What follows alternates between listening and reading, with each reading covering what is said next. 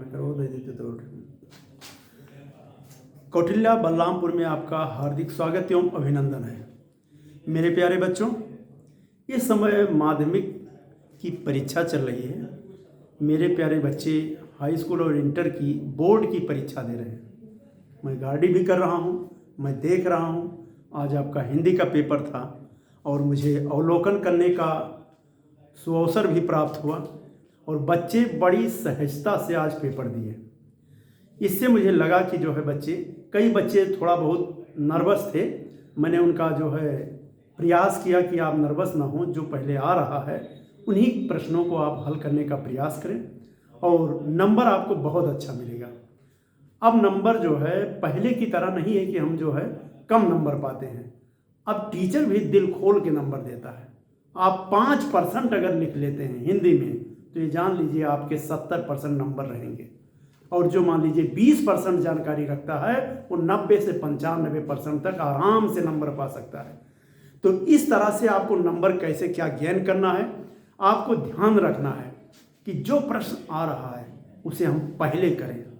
और बिल्कुल कुछ चीज़ें जो चूँकि मैं कापी अक्सर चेक करता हूँ तो उन कापियों में पहला जो क्वेश्चन मैं चेक करता हूँ, ये मेरी मेंटलिटी हो सकता है, तो मैं उससे गेस लगाता हूँ कि लड़के ने जो है कितनी जानकारी से लिखा हुआ है। अब उससे गेस हो जाता है। वैसे क्वेश्चन मैं हर पढ़ता हूँ, चाहे जो क्वेश्चन होगा उस पे नंबर, लेकिन उससे रहता है कि लड़के की जानकारी। तो पहला क्वेश्चन जब भी आप करें तो जो आपको अच्छा आ रहा हो उस क्वेश्चन को आप बढ़िया से करें। बहुत ज़्यादा अनर्गल बातें ना लिखें। प्रयास रहे कि हम जो है पॉइंट टू वाइज लिखें, यानी ज़्यादा से ज़्यादा जो आ रहा हो। लेकिन मेरे कुछ भाई हैं, मेरे कुछ मित्र हैं, या मान लीजिए कुछ मेरे बच्चे के एज में हैं, या उनको लग रहा है कि मैं नहीं जान पा रहा हूँ इस प्रश्न को, फिर भी आपको करना है। प्रश्न डाल दीजिए और क्वेश्चन से ही आप प्रयास करें कि ये किस सेंस में जा रहा है। मैं ये मान रहा हूँ कि आपको कोई सन नहीं याद आ रहा है, या आपको मान लीजिए फार्मूला ही नहीं याद आ रहा है, तो थोड़ा बहुत जो है प्रयास करें। अगर 1-2 लाइन भी सही है आपका, तब भी आपको अच्छा नंबर मिलेगा। हम लोग जब देखते हैं कि बच्चे ने प्रयास किया, यहाँ पे होता क्या है कि हाई स्कूल और इंटर के बाद अब परीक्षाएं जब होती हैं तो वहाँ पे ये नहीं कि आपका आंसर गलत हो गया तो हम नंबर नहीं देंगे, नंबर देंगे। हम ये ढूंढते हैं कि इसमें बच्चे ने जो है उस सेंस में कितना सही किया है। अगर हल्का सा भी मुझे मिल रहा है तब भी हम 70% तक नंबर देने का प्रयास करेंगे, नंबर बहुत अच्छा देंगे। अब करना क्या है कि आज परीक्षा देने के बाद आपको ये एहसास हो गया है कि मुझे पढ़ना है। इधर बीच बीच में गैप भी है, और उन गैप में पहले क्या करें कि जो मैंने पहली तरह से ज़्यादा तैयार किया हुआ है उसको हम रिवाइज कर लें। नए चीज़ों पे बहुत ज़्यादा फोकस नहीं करना है।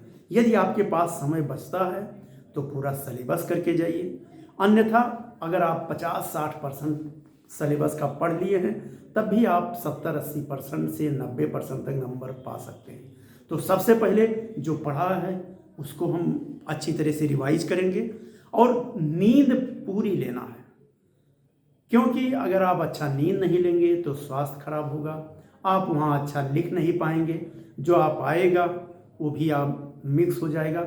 इसलिए मान लीजिए आप 10 घंटा पढ़ रहे थे, पहले 15 घंटा पढ़े, अब आप 5-7 घंटे अगर पढ़ लिए कंसंट्रेट तो उतने में सारी चीज़ें हो जाएगा।